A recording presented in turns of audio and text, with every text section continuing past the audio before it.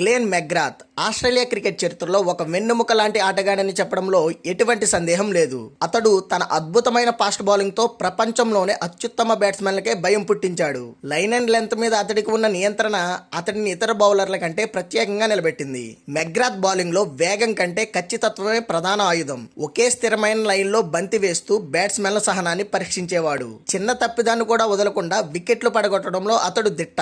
ముఖ్యంగా test cricket లో అతడి ప్రదర్శన ఆస్ట్రేలియా జట్టుకు ఎన్నో విజయాలు అందించింది. ప్రపంచ కప్లలో మెగ్రాత్ పాత్ర మరింత కీలకం. 1999, 2003, 2007 ప్రపంచ కప్లలో అతడి బౌలింగ్ ఆస్ట్రేలియాను విజేతగా నిలబెట్టడంలో ప్రధాన కారణమైంది. కీలక మ్యాచ్ల్లో కీలక వికెట్లు తీసి ప్రత్యర్థి జట్లను కట్టడి చేసేవాడు. 2007 ప్రపంచ కప్ లో అత్యధిక వికెట్లు తీసిన బౌలర్ గా నిలిచాడు.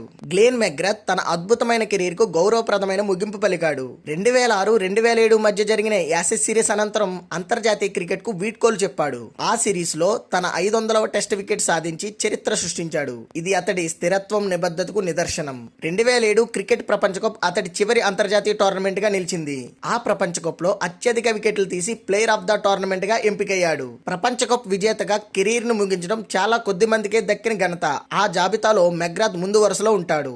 జట్టు కోసం వ్యక్తిగత రికార్డులను పక్కన పెట్టి ఆడిన నిజమైన టీం ప్లేయర్ మెగ్రాత్. అతడి క్రమశిక్షణ, అంకిత భావం యువ క్రికెటర్లకు ఆదర్శంగా నిలిచాయి. అందుకే గ్లెన్ మెగ్రాత్ పేరు ఆస్ట్రేలియా క్రికెట్ చరిత్రలో శాశ్వతంగా నిలిచిపోతుంది.